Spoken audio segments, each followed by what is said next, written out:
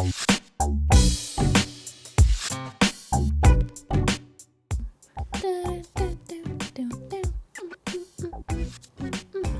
what's up? Hello, everyone, and welcome back to another episode of SimplyPodLogical, a Simply Nail-logical podcast. Hello. Today's episode is brought to you by www.simplynaillogical.com, Cristine's nail blog that hasn't been updated since 2016. Yes, please go there. No one goes there anymore. The blog is dead. We're looking to revive it.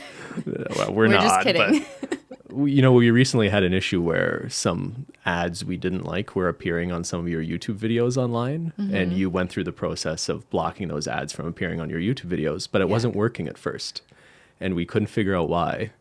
And we eventually realized, with some help of people at YouTube or Google, that it was actually you were just blocking those ads from appearing on your blog. That no one which goes no to. one goes to instead of the YouTube channel. So there shouldn't be Donald Trump ads on my website now. I'm sorry about that. Yeah, you shouldn't see them on YouTube or the website. But that's an important thing for if there's any YouTubers listening to this. Yeah, there are ways of blocking certain ads on your videos or certain content. ads, but you can't really pick by category. You have to know the URL of the ad it's coming from. So it's actually quite a specific process. Okay. But anyways. So that's a bit of a tangent, but today we're kind of talking about your blog because we're talking about Cristine's past life as a nail blogger extraordinaire. I have a lot of past lives. I was a child actress. I worked in a car shop.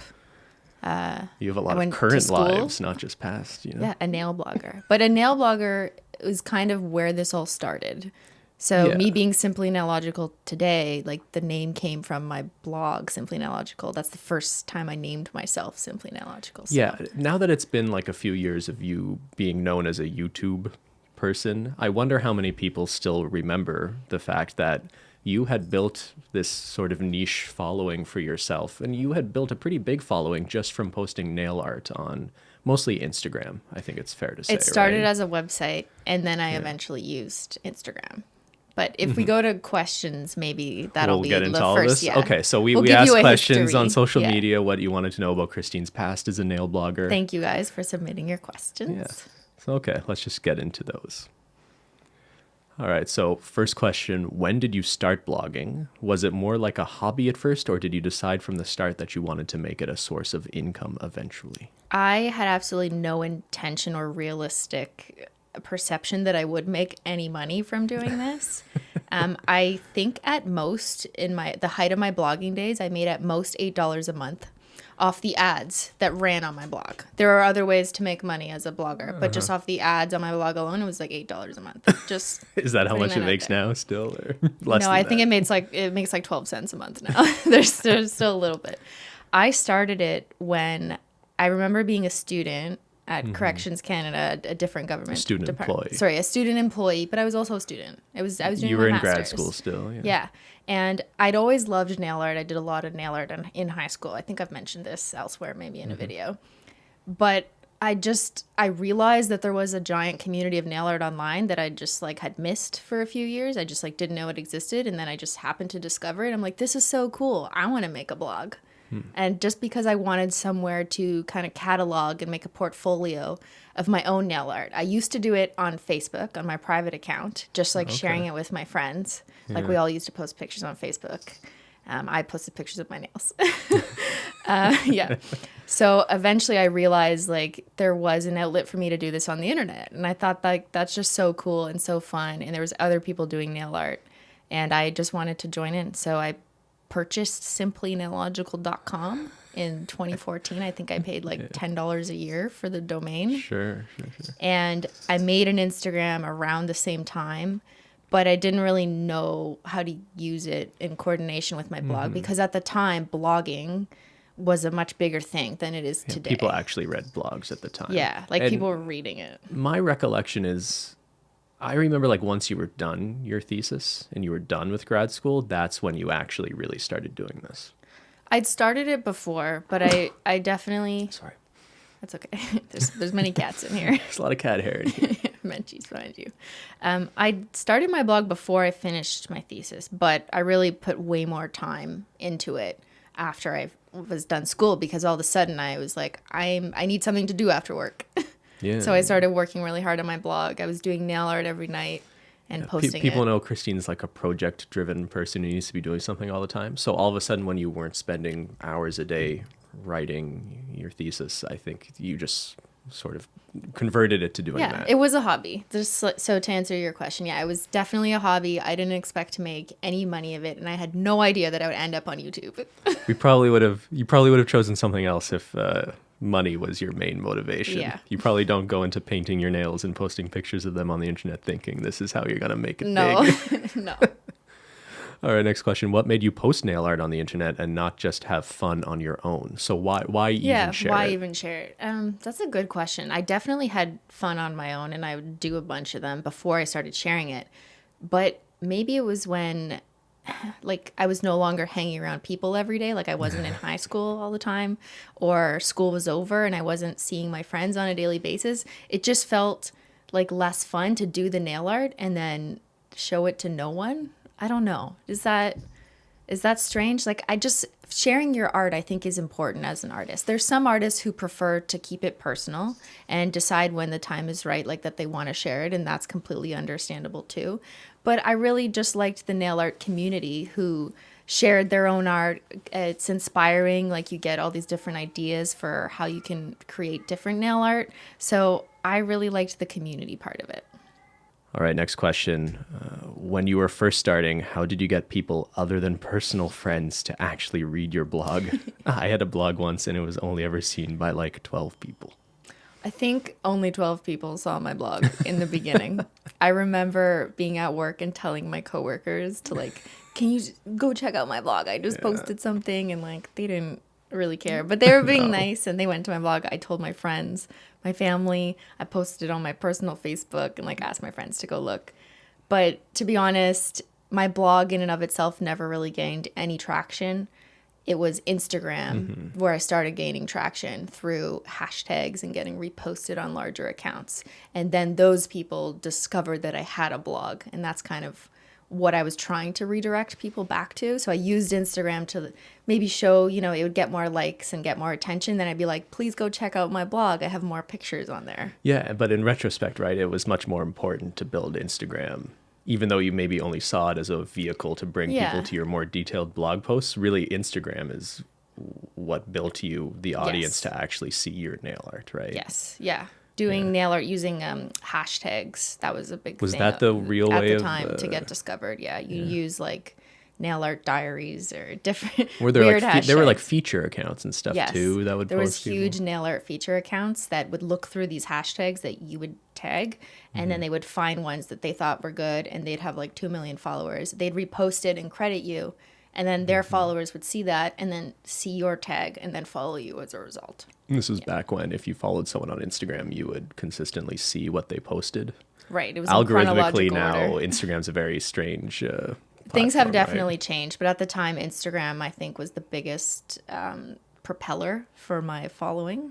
My blog did very little for me, even though I was heavily invested in like building a blog audience. All right. And from Miranda Jones, how do you apply to be a swatcher? Or is it more of a being discovered type thing by tagging brands in your photos? I think there are some brands who do have applications like on their website. I've seen that before. It exists. I just don't think it's that common. And I don't think a lot of brands put out call outs for like apply to be a swatcher because they already have an internal network of people that they just happen to have discovered or that they've worked with in the past. So it's not that easy to just like apply to be a swatcher as a position. And if you're doing that as your main source of income, I wouldn't recommend that. I think it's more of a passion project. And if you love swatching and that's something that you want to do, then that's great. And there are ways to make money off of swatching, and we'll get there in this podcast, I'm sure. But applying to be a swatcher for me was like a slow, gradual process. I would purchase products from nail polish companies that I'd love. I'd swatch them all just because I wanted to. And maybe it was the like organized person in me that just wanted to swatch the entire collection, make a blog post about it. Also hope that I get some clicks on my blog post because other people wanted to see that collection swatched by people who weren't associated with the brand, right? So it's good like consumer materials as well. Yeah, and it's almost like brands would just basically notice that here was someone who was taking good pictures of basically swatching already without being paid, right? So Yeah, and that's how I eventually got free nail polish. yeah. Yeah. When and how did you first receive PR, and how did you feel about it? What a nice organization of these questions, Ben.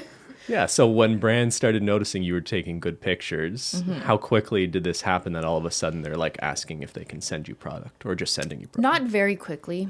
I think people underestimate how large of a portfolio I built off of buying products and just out of my love for nail polish, just me wanting to do the work before I started getting PR. I think there was a couple brands around the same time, so I don't think it was like any one that I can remember specifically. This was like 5 years ago too, maybe 4. Yeah. But I felt incredibly happy, obviously, as someone who spent too much money on nail polish. I was so happy when brands reached out to me and wanted to send me their product for free, because as a consumer, which I was a consumer. That's all I thought I was. They would send me their product for free. And like that's amazing. I thought like, I don't deserve this. But later on, I realized like they want me to, take pictures with them and use it for marketing and advertising budget, right? But I felt very honored, especially when larger brands like mainstream drugstore brands first started reaching out and asked to send me their new collection. Of course, I was excited about it. Like, who wouldn't be? Of course, yeah. It's a good feeling. It's very exciting, yeah. Yeah, it's only you get cynical later on and realize they're just using you for promotion, sure, right? But at the time, she's asking how did I feel about it. I was extremely grateful, honored, and I like wanted to get to work right away, even though there's no employment contract involved at the time. Next question, how did you learn how to use a filming setting? Was it hard, and do you have any tools you can suggest? So I am not a professional photographer or retoucher or videographer or anything, and I have never been. I have no background in how to use cameras. I had no idea how to use a DSLR, which is just like a fancy real camera. And I learned it all from watching YouTube. Yeah. So when I first started nail blogging, I realized my iPhone, I didn't even have an iPhone. I think I had a BlackBerry. My BlackBerry pictures were not going to cut it. Not very good, no. And I asked my aunt and uncle for Christmas for a small Nikon DSLR, and I asked my uncle to like help me kind of learn the basics.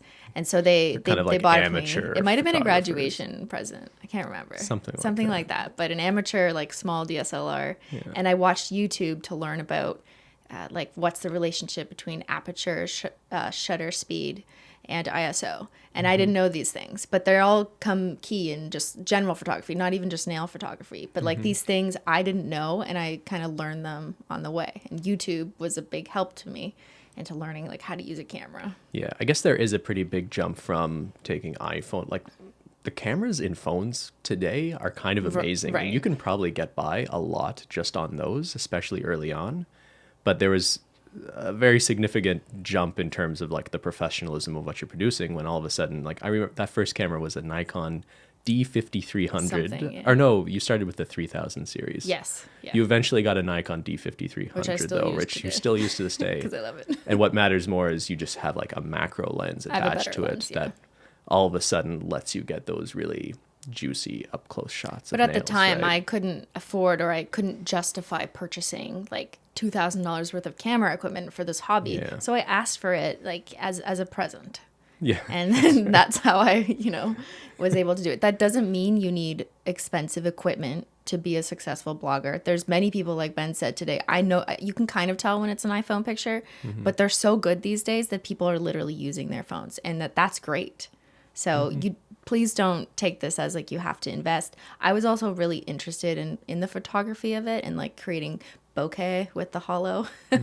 So I really wanted to like challenge my, understanding of photography. So I kind of learned it on my own. All right. Tips for hand posing for photos, please. I try to copy the swatch photos, but I just can't seem to make my fingers do that.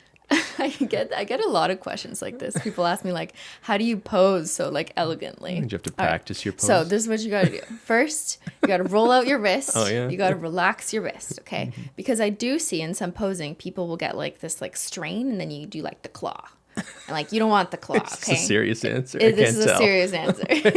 You get the claw, and then like it's not a good look, and it looks like you're stressed trying to hold your Holo, okay? So you want to relax your wrist. I don't have a bottle here, but I'll use my phone as an example. Okay.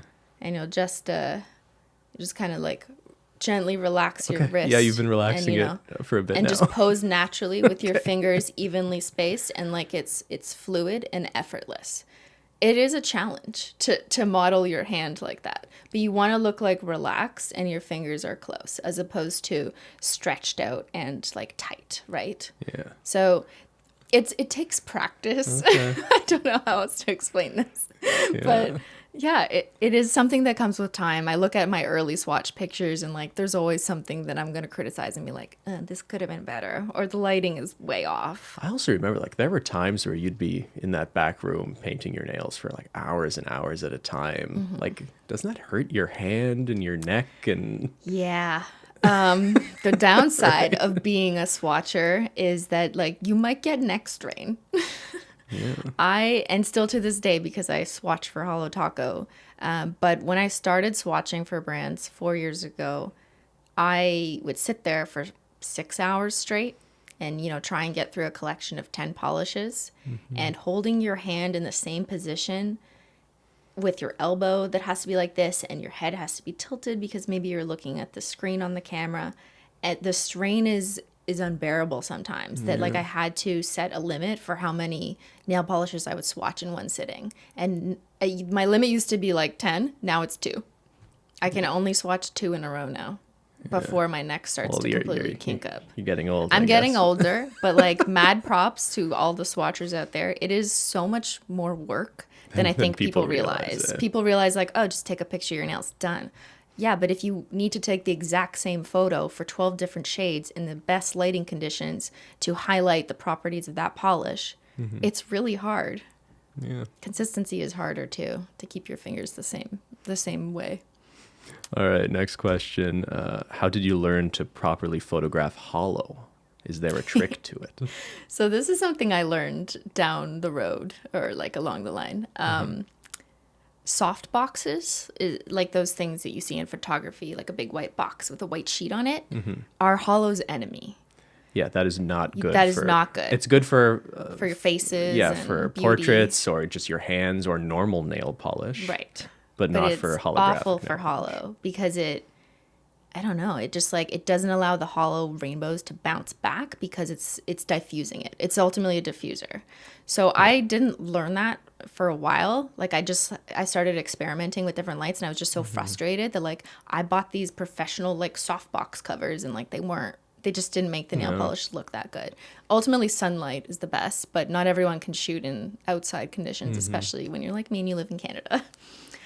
So some of my tricks, and like I'll spill the tea, is shoot with direct lights, including your iPhone or whatever phone flash. If you put your phone flash just over your nails, you're going to highlight some of the holo particles. And like it does amazing things. You have to be careful not to make your skin too green with the iPhone, so you can use other lights around to substitute it. But the lights can't have that like white silky cover on them, a diffuser. You don't want a diffuser. I think it's less like, it's not like iPhone specifically as much as it's a directional light. It can't be this diffused, dispersed light coming from all angles, because like the holographic particles in a holographic nail polish, they're reflecting light that's coming at it from a certain direction, and that determines what color you're seeing. So if light is coming from all angles and you're overlighting a shot, it actually looks really bad. But that means it flattens it. But that means it's really hard to actually light up your hand and the shot and also make the holographic nail polish look good, right? It's a science. Like you said, there is science involved in highlighting holo. Another tip I'll just give is making sure the surface areas around you are dark. So if you have a white ceiling or a white table, it's going to act like a diffuser. And it's not going to let the holo flash or flame be as obvious. So I shoot on a black desk and I add black cardboard like to the left and like behind me and a little bit above where I'm shooting sometimes to kind of block out all the light sources that might bounce off the holo. So that's my other practical tip. Very, very complex. All right. When and how did you start shooting nail polish porn for other companies, and where did you get this idea from? Well, is my dad watching this podcast? So, yeah, I mean, we should be clear here. Like, you're not the first person to spill nail polish out of a bottle. Yeah. But I think it's fair to say that you sort of had this singular style that other brands noticed and started using too, of spilling nail polish in like a specific sort of way. So like, where did that come from? I don't know exactly where it came from. I think I remember around the time that I started, there was another nail polish brand, Azature, who was doing these very like sexual photos. And by sexual, I mean there was like a woman's nails on top of a man's abs.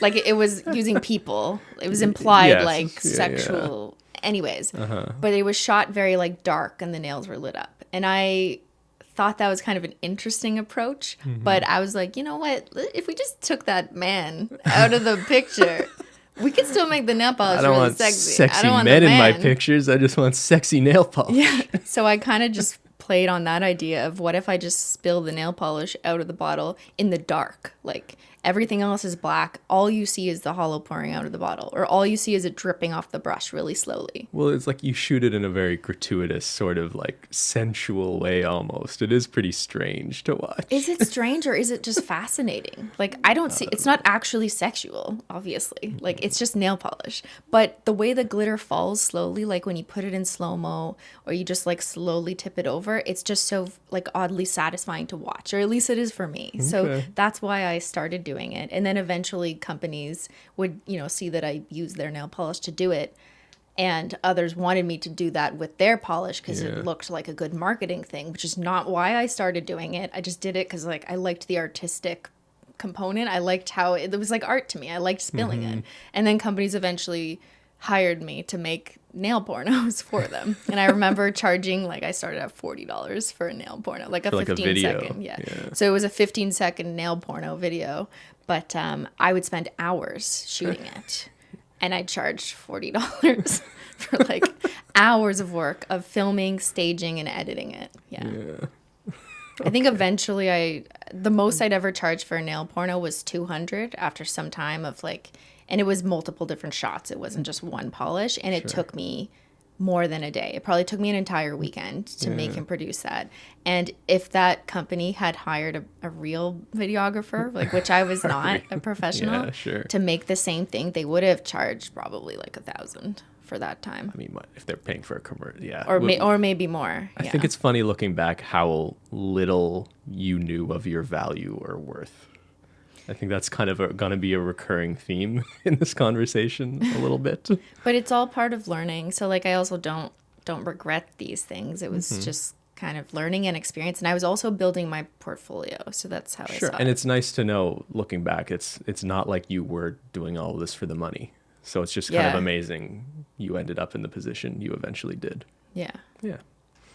All right. Have you ever had to completely redo a video because you messed up your nail art? Many times, and I think I Many published. Yeah, I think I published a nail art fail video in the peak of my nail art videos, which was a few years ago. So yeah, there is a nail fail video that has like just a compilation of 8 different times I messed up.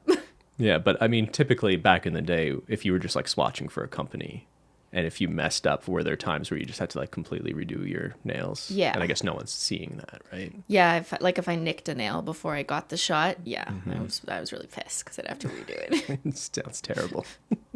All right, next question. How many bottles of polish have you actually bought and you haven't gotten from PR? I think people don't realize that because I do Snapchat and Instagram story a lot about, like every time a nail polish company sends me polish. So it does look like I get a ton of nail polish for free, which I do present day. But in the beginning, 4 years ago, I spent so much money on nail polish. I was buying like every new indie collection, every new mainstream collection. I would go to the drugstore and just like find any excuse to buy a random color that I didn't really need, but it was slightly different than another color I had. I definitely spent probably thousands of dollars before and during the beginning of starting to eventually get free nail polish. Yeah. Today, I don't really spend much money on nail polish. Like occasionally I will, but I have so much that I don't have room for any more right now. Okay. Next question. Do you think most bloggers give honest reviews when sent products for free by brands, or do they feel some pressure, internal or external, to rate the product favorably? This is a really important question. Yeah. And I think this question applies to just like the beauty community and a broader influencer community than just nail bloggers. I like to think that most people are generally honest, but of course there's going to be people who aren't and are pressured maybe by the brand or are not making the best judgment calls because they want a continued relationship that is favorable with the brand. Yeah, and I don't know if honesty is the right word to use, because it's just like if you're on a brand's PR list and you generally like that brand and want to keep receiving their products and maybe you want a relationship with them, yeah, there is going to be some bias in that. Even if you don't love something, maybe you won't be more critical than you would if you just didn't have any relationship with them, right? Yeah, and there's definitely been times where I was blogging and a company had sent me polish that I was not shy of voicing my opinion of the polish. Yeah. And I'd say like, I just think it's ugly, you know? Yeah. And I mean, I was They also, didn't like that. yeah, they didn't like that. But who was I working for, I guess was the question I asked myself. And personally, I just wanted to entertain eventually once I got on YouTube, but my blog, there is some comedic lines in my blog too. Like I also saw it as just a funny writing outlet. I wanted it to have a little bit of personality, so I wasn't trying to take it like too seriously. And occasionally I did like make a joke about how a nail polish I didn't like, you know? Yeah. And that doesn't mean that I hate the company in their entirety. No, but yeah, you weren't just giving favorable reviews to Yeah, everything. I was not. I was the opposite. And I should say, like, maybe advice to people out there, like, if it is tempting to just give positive reviews to everything just to have brands like you, it's important to remember that at the end of the day, as an internet presence, your reputation is kind of everything, right? And if you get the reputation of someone who is misleading your audience into thinking a product is good when it isn't, that is not worth you maintaining good relationships with brands. Yeah, absolutely. I think credibility is really important to me. And that's something that I don't do. And I learned over the years how to do it better, how to make sure that I wasn't being biased just because I wanted a brand to like me. I always think about my audience first and what is best for them and what message I think I want to share with them. Next question from Nailing Painting. How do you go from doing unpaid work, free products for posts, to paid promotions? I feel like I'm not big enough to ask for money, but I don't know where to draw the line. Any tips on charging for promoting a company's products? First off, I just want to say, Mary Lou Nail Art, I've seen your work. It is so good. She is so that's nice of you. talented. Even in the profile pics, I remember her nails. Yeah, this is a good question. And it's hard to give hard an exact to- answer yeah. to this too, right? I think for me, it wasn't an automatic shift. There wasn't one day where I decided, okay, now I'm only doing paid work. It was a slow shift and it changed depending on the brands. Because it depends on the relationship. It really depends on what you have established with the brand previously. So I can remember a few examples of where I began to start feeling taken advantage of by brands. And by that, I mean, I was doing a bunch of unpaid work for them. And by that, I mean, I would take swatch pictures or take pictures of their products, and they would use them on their website or on their Instagrams to promote it. And I was not being paid except with product, which I guess they considered a form of payment. But slowly over time, there's one particular example that stands out to me. I watermarked all my work. I always did, unless eventually someone paid me to own that photograph. But if they didn't, it's my property, so I watermarked it, and you should too. If you're a nail blogger and it's your property, you should watermark your photos. But I remember a company that I worked with a lot and did a lot for their business asked me one day for a favor and just said hey, do you mind? Can you just take a picture of this because I need this version of this picture for my website and I'm just missing it. And I was just sure, I'm going to have my watermark on it though. Basically implying to her, I'm happy to give you this favor, but she's not offering payment, so it will be my photo, but I'm happy to still put it on your website, I guess. And she goes, what, does it just come out of your camera with a watermark? And I was put in a Yeah. really weird position to be like, well, no, but you're not you paying don't for want, it. you're not purchasing this from me. So that's just one example of how I felt like brands were eventually expecting a lot of me because I was giving them a lot. And that was partially my mistake for feeling that way. And then also their mistake for taking advantage of what they could. That being said, these brands are businesses. And of course, they're going to capitalize on free promotion Sure. when they can. So I understand that perspective. But at the same time, I felt like I wasn't valued or really being respected as a fellow business person, which is what I was trying to do. I realized like, hey, I can make a business too, but I wasn't being valued. I wasn't getting the same treatment in return. So slowly these little instances started to happen. That's kind of where I drew the line.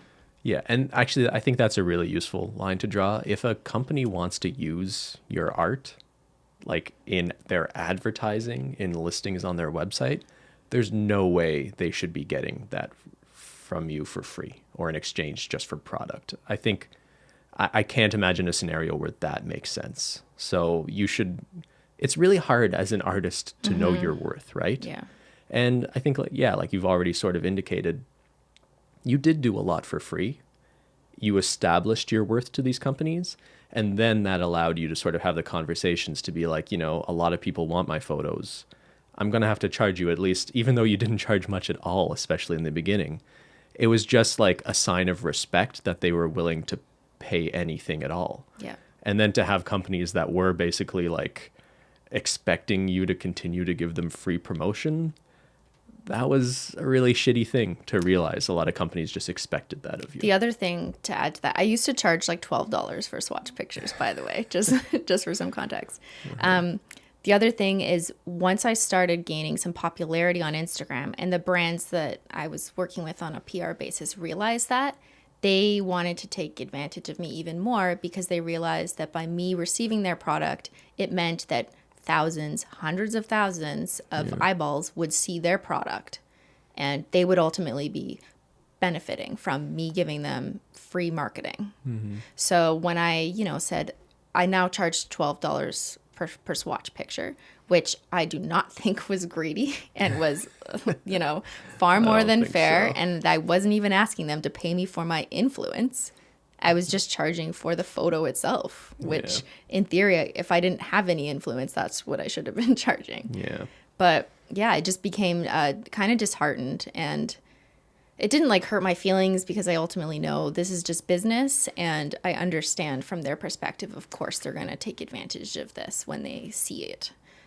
But yeah, to answer your question, if you start having these experiences where brands are taking advantage of you and you can recognize that, I think it's important. Maybe like talk to a friend, talk to a partner. Do you have anyone who's in business or photography or someone in your life? And but not just external business. I think, sorry to interrupt you, but a really good point, and I remember it made a big difference for you, is when you became friends with other nail bloggers and you started very much sharing what you were hearing from other companies. Yes. Right? Didn't you start, do you want me to talk about this? Didn't you have like a nail blogger union you started at one point? We did. Yep. Because I still to this day, although I'm not as close with some of them, I still have so much respect for my fellow peers as nail bloggers, nail YouTubers, nail Instagrammers, whatever platform you work on. But there was definitely so much value in connecting with other people who were doing what I'm doing. So we could discuss like, hey, what's fair? This brand offered to pay me, but is asking you for the same thing and saying that they don't have any money to pay.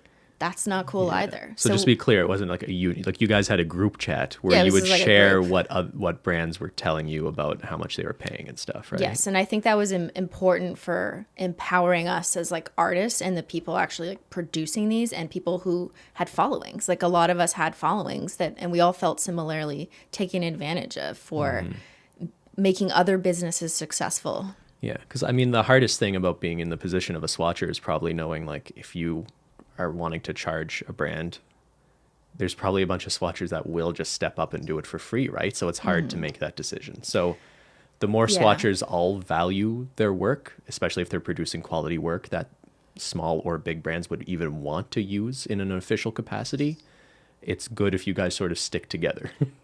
Yes, absolutely. Yeah. All right. I hope that helped a little bit, Mary Lou. Next question from SimplyPodLogical. How did you manage to get paid for swatching? Did you ask the brands for it, or did they offer it to you by themselves? So I think we covered a lot of this already, but did you reach out to brands being like, here's my work, pay me for it? Or did they start coming to you? So maybe once or twice I initiated it, but generally speaking, no, it was always the brands asking for my work. And then I would respond saying, I now charge for swatching. Or if you're interested in collaborating with me on in a business sense, like here are my options, here's my packages. If you choose to send me PR just for my consideration, and there is no guarantee of promotion, that's something that I also say. And I still say to this day to random drugstore brand, anyone who wishes to, like a business contacts me, and I'll say, you can send me your products for my consideration. But of course, it's never a guaranteed promotion because there's no real business exchange there. No. But in terms of getting paid, I think the first indie, the first time I was ever paid, it was with an indie nail polish company. And I do believe that they actually told me, like, I would like to pay you because I have a request for, it was a lot of polishes and it was multiple photos. And I'd already had a pre-existing relationship with them. So they kind of sprung that idea first, like, hey, you know what? Why don't I pay you? Because I have a huge request and I have a timeline. And first of all, if you're not being paid, no brand can ask you to, or demand of you that you turn around products on a tight timeline and you must present them in this fashion. Don't listen to that. Like, you are not their employee unless you are their employee. Yeah, I mean, do you want to talk about this? So early on, when you had a brand that was just first starting to pay you for swatching, you had other brands that were still just sending you free product in exchange for, I guess they thought you would at least post something if they send you something. Even though I don't think that was ever really a guarantee. There was just an expectation, oh, I sent Cristine a collection, she's going to post a picture of it. Yeah. And I remember at one point, in indie, I don't remember the name, so I'm not even going to say who, but they were really mad at you because you posted pictures for a company that paid you to take swatch pictures before theirs. And I guess this indie didn't like that other indie's collection or didn't like something about them. But I remember they sent you like a really nasty email because you didn't post quickly enough photos they weren't paying for. And I remember at the time how upset you were by it. And thinking back now, I like wish I could just like reassure us at the time, because I remember we talked about it and you felt bad and you like didn't know if what you did was wrong or not. And like, I just wish I could like grab us in the past and shake us and be like, this person is like awful. They're not paying you for anything and they're getting mad at someone who's giving them free promotion. It was insane.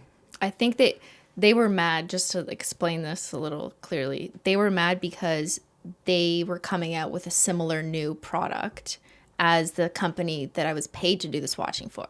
And when I received both of them in the mail around the same time, of course, I prioritized the company that was paying me. Valuing your work. So they were paying me. I had a quick turnaround. I did all the photos. I did them quick, like professional, sent them back, and then the company uses them. And the other company, their competitor, who had a very similar product, but like, I don't know, I'm not in the nail polish making like business at that time. I don't know who's coming out with what, or if any, like none of this is proprietary. None of these people own these formulas. They just happen to find the same pigment, presumably from the same supplier who came out with it, and then they both found it.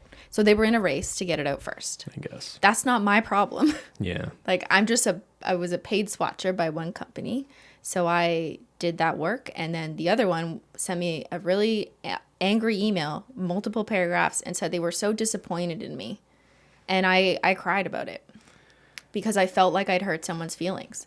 And looking back, I realized how unprofessional it was of that company to make me feel like I did anything wrong, because I did absolutely nothing wrong. No. Yeah. Here's some, I feel like we're talking about some things we've never really addressed, or you've never really addressed about. You had some pretty strained relationships with, how do I put this? Between 2015 and 2016, objectively speaking, you probably did more to promote boutique nail polish than anyone else in the world, I would think. And a lot of companies really benefited from that. A lot of small indies really benefited from that. And looking back, a lot of them really didn't value you or kind of took advantage of your promotion, I think. And it definitely changed our perspective and the trajectory of how you continue to work with brands and companies after that. Yeah. Yeah. And I also just want to say, I'm not naming names here because it's not my goal, and I absolutely do not want to disparage a small business, which a lot of these indie companies are.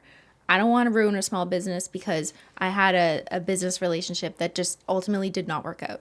You know, there was no major personal drama with any of the companies I'm referring to today. It's just business relationships or ways of doing things that I ultimately just didn't agree with, didn't respect, or didn't feel treated appropriately. And that's why I ended said business relationship. But I'm not in the business of ruining companies. I know if I say a name, everyone's going to go attack them on social media, and I don't want that to happen. So that's why I'm not naming names. Yeah, we'll leave it in the past. Yeah.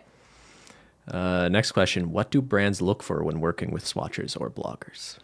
Good question. I think they look for clean photos, consistent photos, good lighting, and an extensive enough portfolio that they can see evidence that like you're really good at what you do and you do enough of it.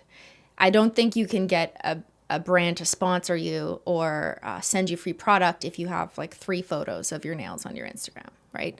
Ultimately, they are looking for a history of your work. Like any artist, like any actress who goes to auditions, like any model, you need a portfolio. So I guess that's kind of what I was doing in the beginning, unpaid, which makes sense. You need to build yourself a portfolio, although I was doing it as a hobby. I didn't think of it as a portfolio for business until I realized I could turn it into that. Yeah, you obviously need something for the brands to look at to evaluate whether you either A, currently take pictures that they would want to pay for, or B, you are showing the potential of being able to do that, I suppose. And once you do that, though, like, what are brands really looking for? Like, we know from like running the business side of things now that a lot of business is just about keeping things on schedule and consistent and always looking the same. So it's not a coincidence that like the sort of bloggers or nail swatchers you see getting paid by companies and that websites are using are just able to take really good, consistent pictures. And what you're not seeing is behind the scenes, they're routinely delivering them in a timely manner. And they're professional. Yeah, I'm just assuming, treating it professionally. in their interactions too with the brand. If you're a prospective blogger, you want to be professional with the brands, and you want to listen to them, hear their requests. And if you ever don't like anything that they say, or you want to offer something differently, you do it in a professional way. And hopefully the brand's professional too. Yes. Okay, next question. What are your experiences with indie versus mainstream nail polish brand with PR, and if something in the order goes wrong? I'm 13 and from the land of Nikki Tutorial. Okay, I think we got the question. What's the difference in your experience between indie and mainstream nail polish So brands? the difference in working with indie versus mainstream, or their nail polish itself? I think I don't know. Okay, the difference. Interpret it how you want. I have spoken to both indie and mainstream nail polish companies. And I think the biggest thing is the way they approach the business. And it makes sense because when you're an indie producer of anything, nail polish or, I don't know, craft beer, right? You're heavily tied to your product because it might just be you and one other person developing it. You might be doing all the branding and also the production.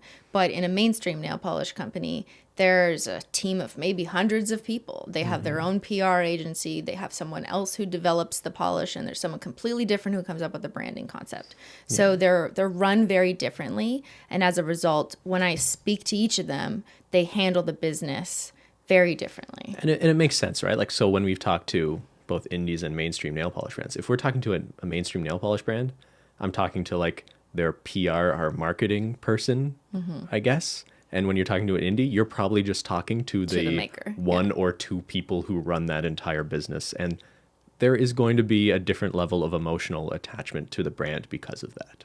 Yeah. And I don't think like there is some, how do I say this?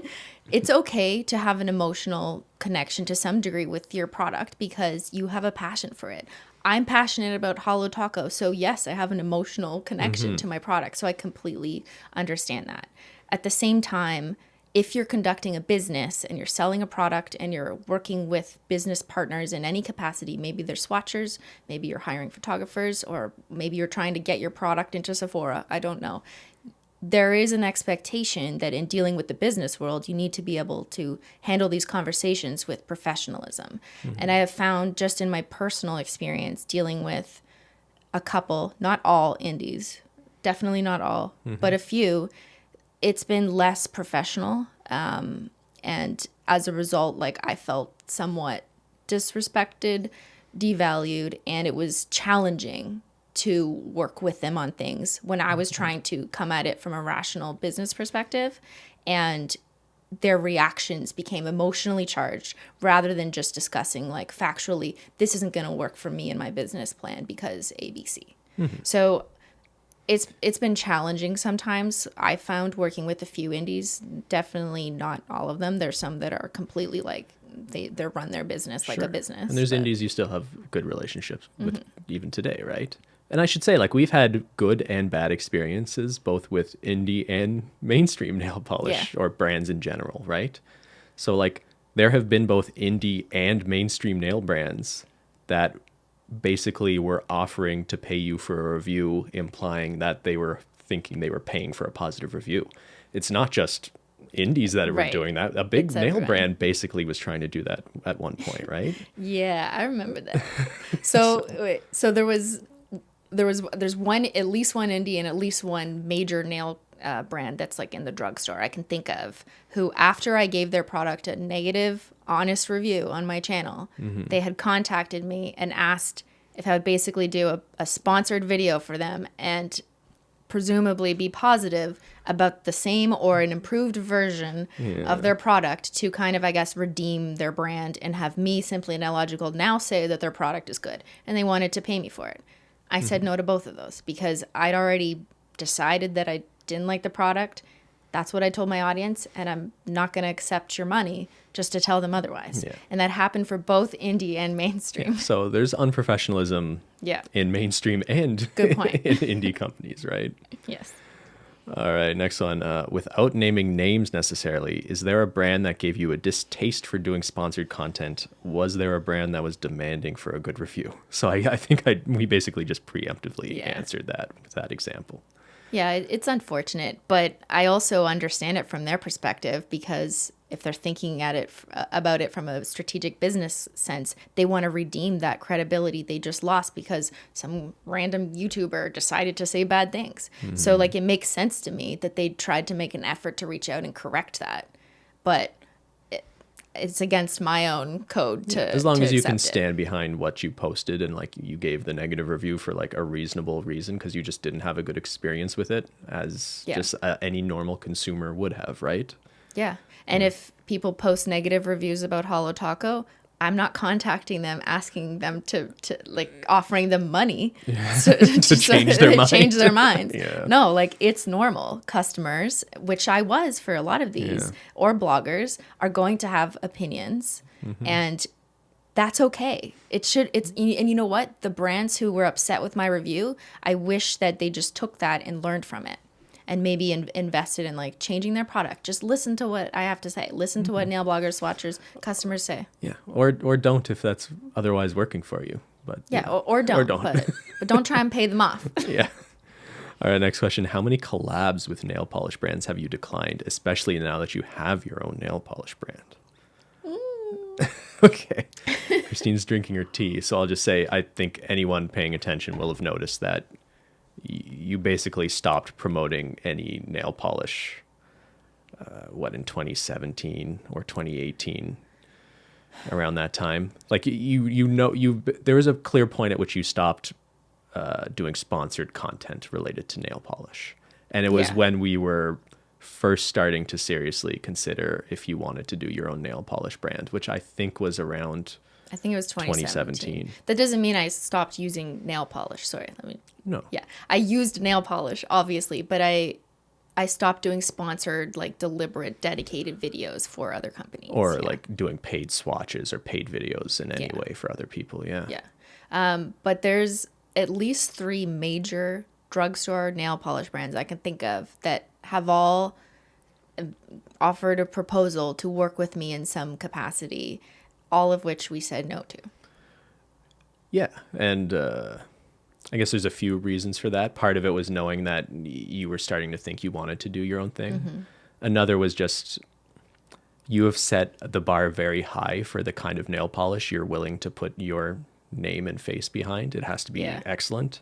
And there are always doubts that mainstream drugstore nail polish will ever be able to make nail polish that quality, or that they won't be willing to make nail polish that high quality because of costs. That's a good point. And I just knew in my heart that, you know, even though giant mainstream brand X might have been able to pay a lot of money, I knew if I promoted their latest collection, it just like wasn't as exciting to me as other nail polishes that I love. So I ultimately, like, I just didn't feel right about doing it. Yeah, we certainly turned down a lot of money by not considering those deals, though, right?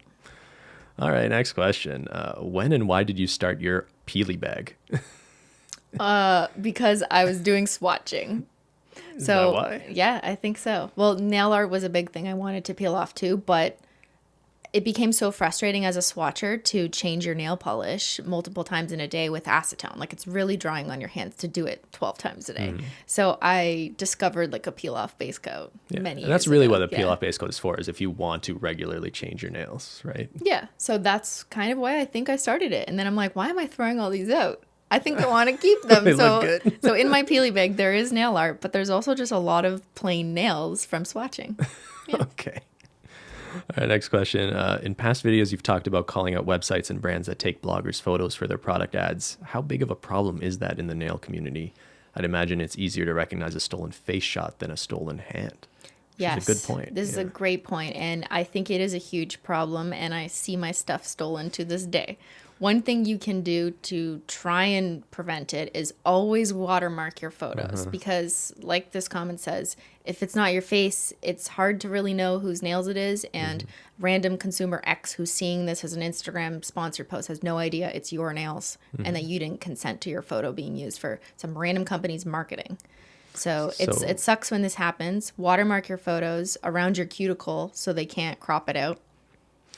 Yeah. Is that what you strategic with your watermarks? That's the trick, yeah. If you put they it up always your try cuticle, to crop it out, right? I mean, we used to spend more time searching out people using your property and your images and getting it taken down.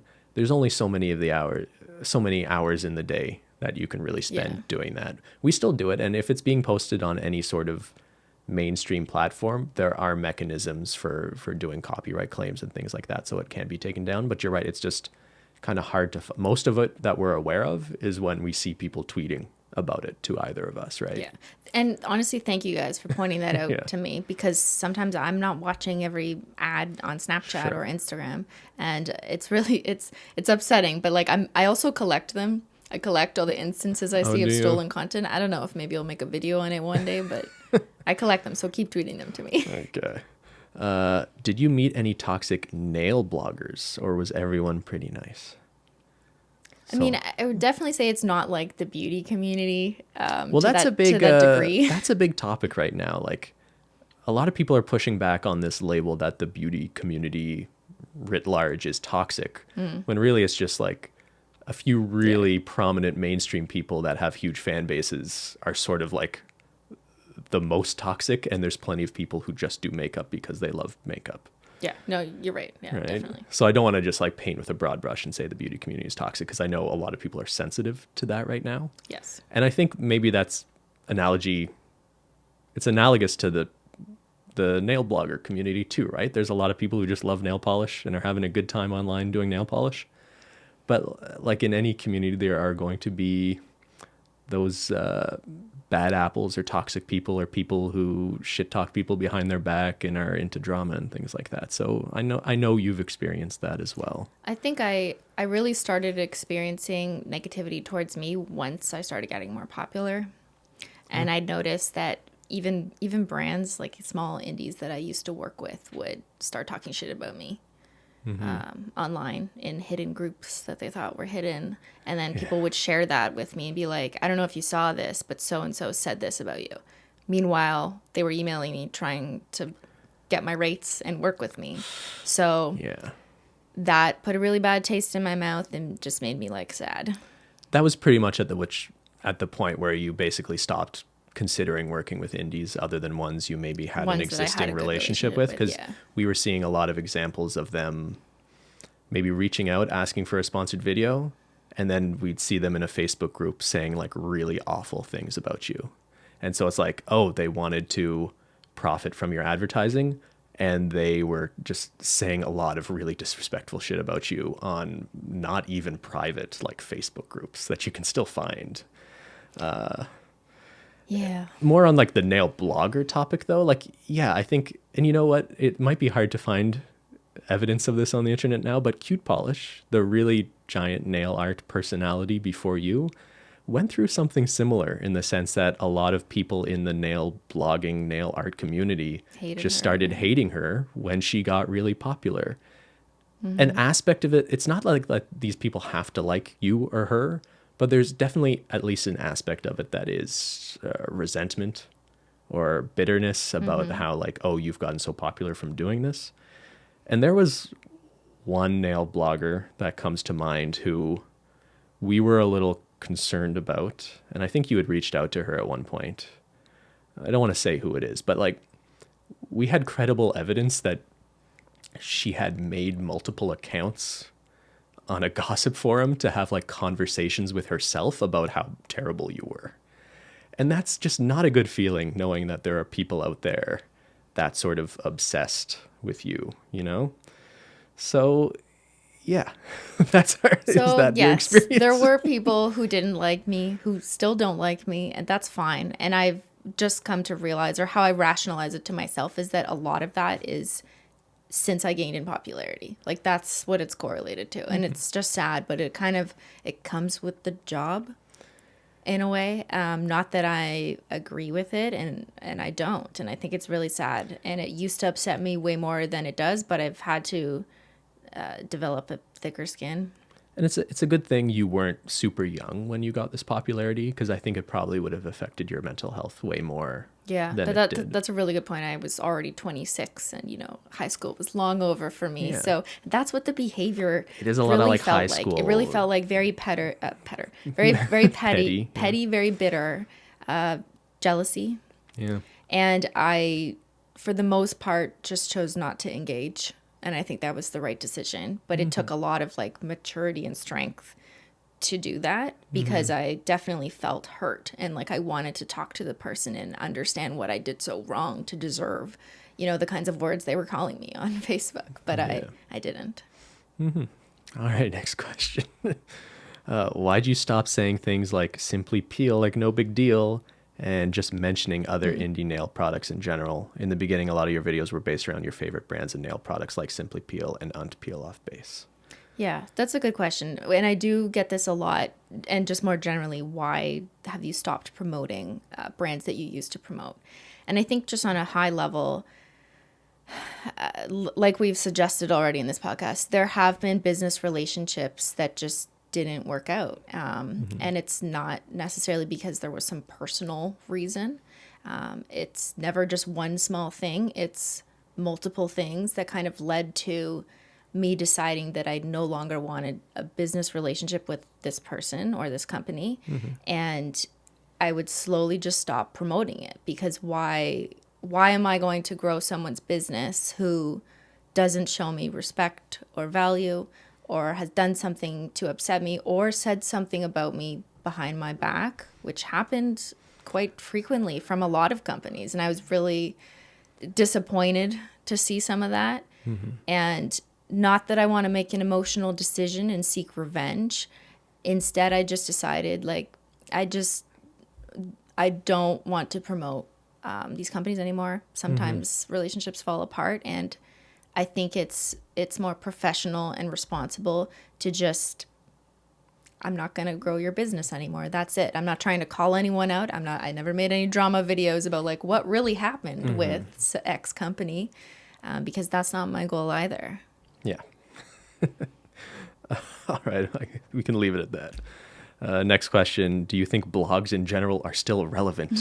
There are so many social media options out there that people use to connect and exchange opinions. Is the blog dead? I mean, the short answer is like no. Like, who really reads blogs anymore? Maybe like the one industry or area where like blogs are still a thing is in baking. Or like cooking. Well, because you need ingredients and like recipes. But do you know what's weird? Like whenever you look up a recipe for something, there's often like a wall of text before it gets to the actual ingredients and recipe, right? And everyone scrolls by it. And everyone just ignores it. I But like scroll by people are it. basically writing blog posts and then it gets the recipe.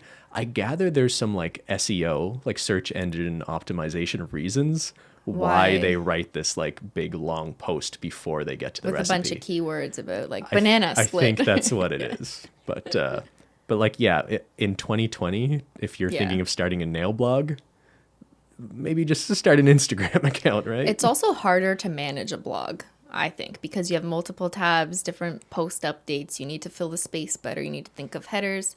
You need to have like all these links working. Whereas just running an Instagram is actually a lot simpler, and I think today more effective. Or just start a YouTube channel, right? Or YouTube channel. I mean, that's not that easy, but you got to shoot videos. But All right. Is the fact that you may have a perfectionist side the reason you make your own swatches for Holo Taco, or you just enjoy it? So I have to be honest, I don't enjoy swatching. It's actually really hard on my back to do that, which is why I said earlier I set a limit for myself to only take 2 swatches at a time per day. And you take your time with it. And I too. take my time. I have to spread it out for my own health and safety. In terms of like why it's just me swatching for Holo Taco, because I am the face of the brand. It's my brand. I am super close to my product and how I want it to be perceived. I also think that there is an element of nostalgia for people who are like looking at the Holo Taco site and like seeing my photos, and those people who maybe followed me 5 years ago and remember when I did all the swatches for other companies. I almost think it's sort of poetic, and I just really like being the one to provide like 95% of the content for Holo Taco's like socials or just like the website. It really feels, because it's my brand and I love taking the pictures and doing it for my brand. So it's not necessarily just perfectionist. It's not like I think I'm the only one who can take good pictures, but it is my brand. So why not have it be my nails? And that's why it's like really strange if you see an influencer brand where like there aren't any pictures of the influencer using the product. You know what I mean? Like, isn't it strange when you see that? Like, so to me, I think to a lot of people, it's just a reminder that like, yeah, Cristine actually loves and uses these products. And I'm the photographer, director for all the nail porns. It's all still me. Yeah. I mean, it is something we're talking about, especially in the sense that I think people understand it because all the pictures are your nails. But I think it would be helpful to people to see swatches on different skin tones, for example. That's something we're aware of, and we're trying to figure out the best way of doing that now. Yeah, that's absolutely something we want to do. Once we grow enough as a team to expand past just me being the only model, Yeah. absolutely, we are going to make it inclusive. Yeah, for sure. All right. And last question. When you started, did you ever think that one day you would be as successful as you are in that endeavor? Also, the fact that you started your own company, was that ever a goal, or was that just an absurd concept for little baby Cristine back in the beginning of your blog? Little fetus Simply.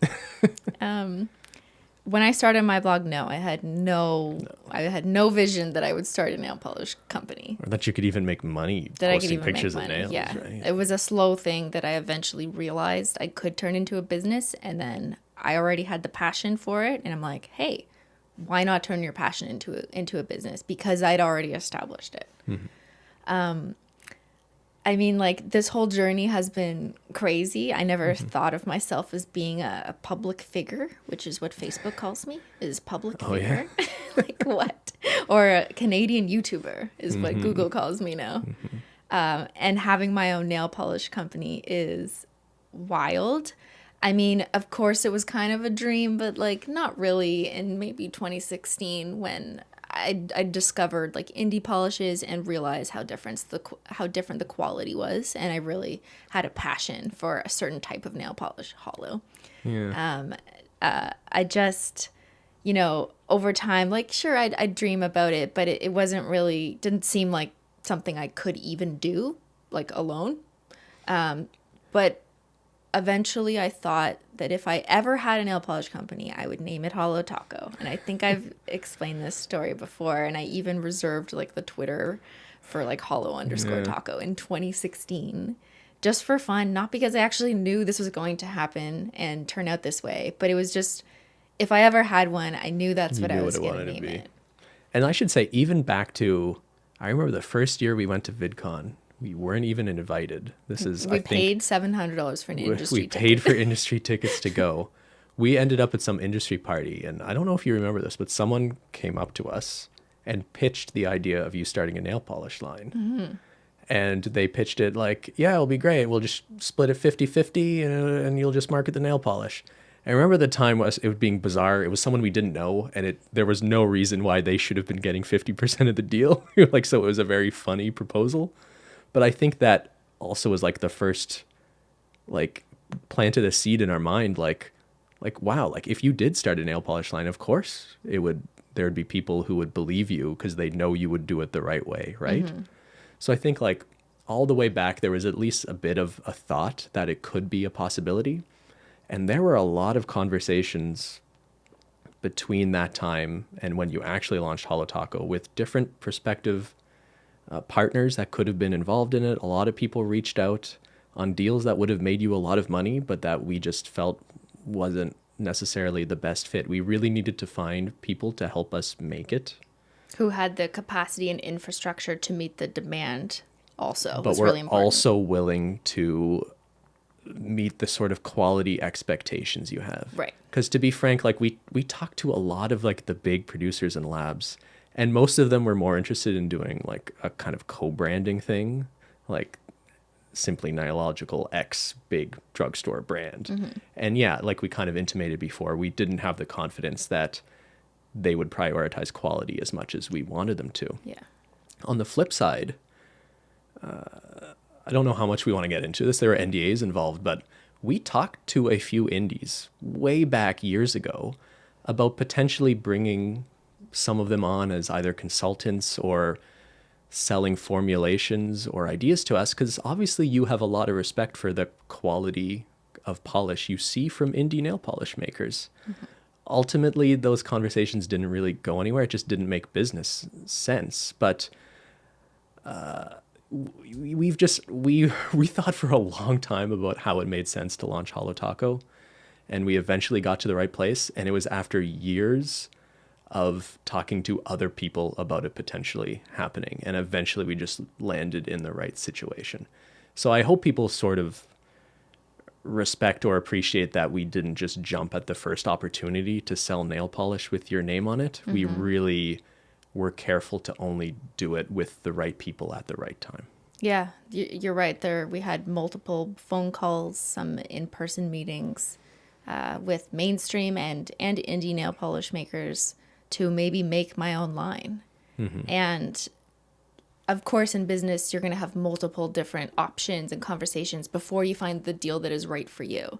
And we didn't find the deal that was right or that made sense or that I was 100% confident in until maybe, I guess it was early 2018, I think, is when we finally started speaking to the people that we are working with now to have made this happen. Yeah. So it was a long journey to launch Holo Taco, which launched almost exactly a year ago now. It'll be our first year anniversary coming up. So we're also doing something special for that. I shouldn't say too much. Mm-hmm. But yeah, like this, I don't know. I'm just so excited about this. And I know we want to do Holo Taco podcast.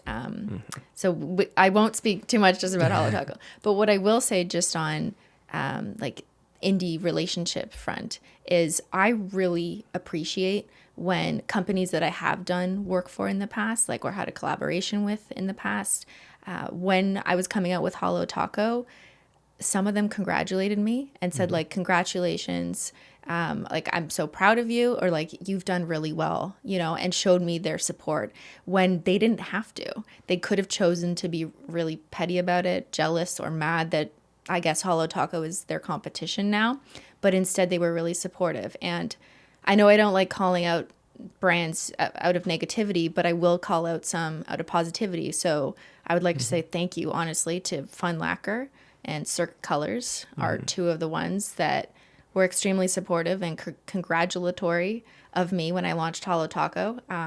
They've been nothing but a pleasure to work with. I've done sponsored content with Cirque.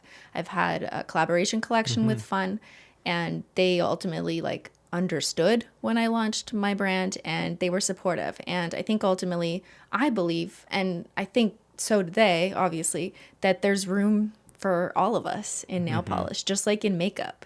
There's room for so many different makeup companies. No one is just going to buy one nail polish brand.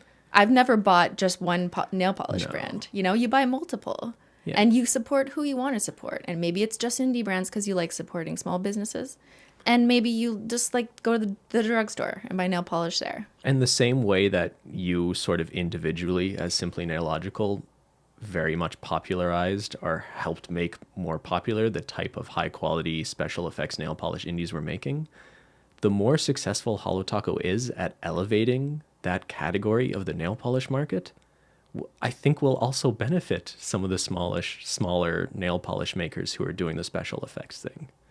So yeah, it is nice for some of those people that you really helped promote early on to just show some appreciation and just respect of congratulating. I do. And I respect their craft and creativity, which is why I wanted to be a part of it.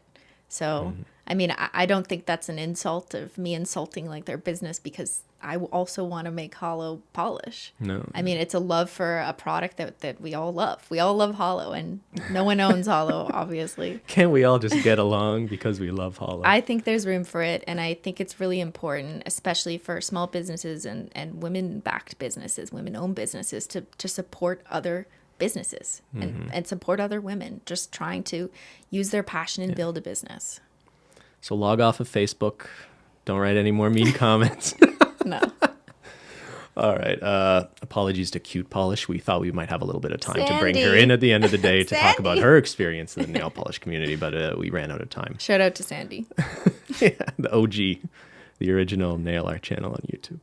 Yeah. All right. I think that's it, everybody. We went on a while. This I was a hope bit this more was- of an emotional roller coaster than I was expecting. It is my starting point, and I know we were going to talk about influencer sponsorships. It was one of the proposed categories, and you guys definitely voted for that. But we just felt that this kind of backstory made so much sense to explain first, because I come from charging nothing to $12 a photo before, I was being offered 5 to 6 figure deals as an influencer. So true. before we talk about influencer sponsorships, I thought it was kind of important to lay this groundwork. Yeah, actually, maybe that's even some important context to some of the things we said today. Like when we're going to YouTube conventions and all our friends are like getting $100,000 brand deals, and we're like, I charge $12 for a photo. Well, yeah. Kind of changed our perspective on things as well. You learn a lot. Yeah. I have learned a lot, and yeah. Anyways. All right, everybody. Thank you so much for tuning in. Thank you, guys. See you next Taco Tuesday. It's Tuesday. Don't forget. Don't forget, it's Tuesday. Hope you're all doing well. Yeah. Stay safe. See y'all later. Wear your mask. Wear your mask. Social distancing. Yes. It's not over. The pandemic is not over. Okay. All right, everybody. See y'all later. Thanks so much for watching. We'll see y'all later. Bye.